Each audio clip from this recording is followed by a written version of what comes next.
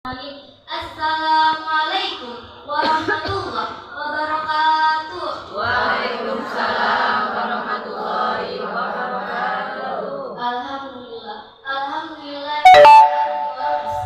Khalaqa azama allamul asma. Asjada lahul malaikatu wa askanahul jannata darul baqa. Wa hadha syaitani alladal a'da summa al-qadha ma sabaqa bil qadar. Fa ahbatahu ila daril ibtila wa asyhadu an la ilaha illallah wahdahu laisa lahu wa andad wa la ashbah wa la surata wa asyhadu anna sayyidana wa muhammadan khatimur rasuli wal anbiya wa imamul mujahidin wa atqiya. Allahumma shalli wa sallim wa barik alaihi wa ala alihi wa sahbihi al-ajila wa ala sa'ilina ala darbi wa da'ina bid-da'wati ila yaumil yang sama-sama kami hormati para habaib, alim ulama, para guru terlebih khususnya Al-Ustaz Salihuddin Al-Mawati yang selaku pimpinan Pondok Pesantren Al-Hidayah. Semoga diberi panjangkan umurnya, selalu diberi kesehatan dalam segala aktivitasnya,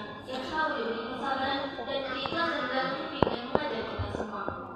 Begitu juga yang saya hormati dan cintai para semua yang tidak dapat kami sebutkan namanya satu persatu, namun tidak mempunyai rasa hormat dan takzim terhadap beliau-beliau semua.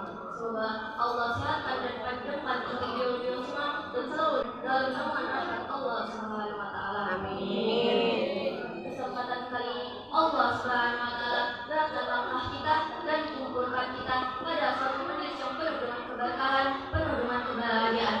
Seandainya pahala majelis-majelis ilmu itu tampak pada manusia, niscaya mereka akan saling berperang untuk mendapatkannya. Sehingga orang yang memiliki kekuasaan akan meninggalkan kekuasaannya dan orang yang di pasar akan meninggalkan barang dagangannya. Maka berbahagialah kita orang-orang yang dipilih oleh Allah Subhanahu wa taala yang mana bisa hadir dalam majelis yang penuh kemuliaan ini. Disebutkan dalam sebuah syair, wa nuriyah inna inna wa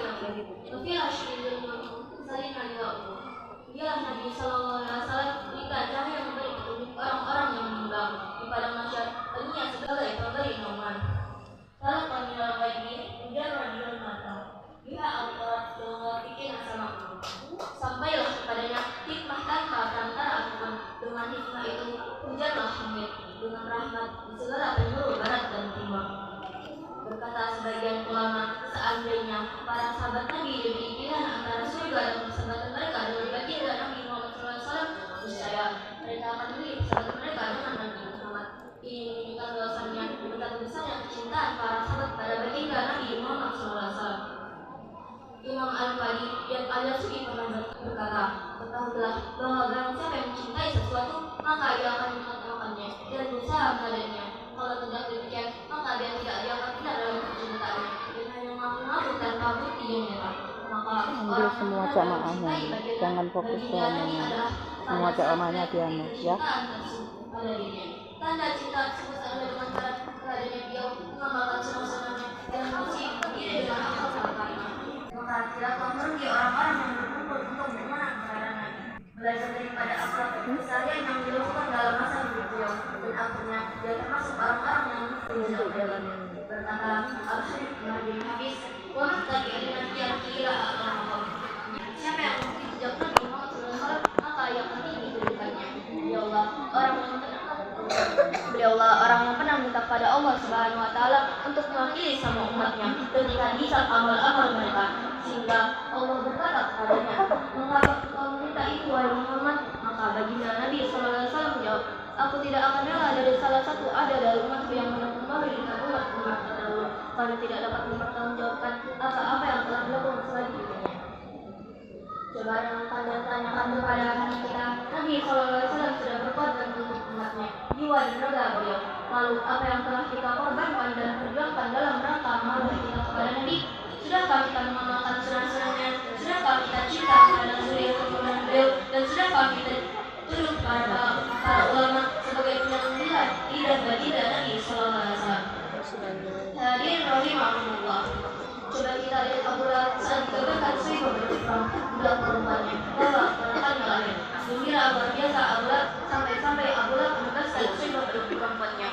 Masya Allah, kalau itu saja Abu Lahab sudah jelas-jelas masuk neraka jahanam dan gembira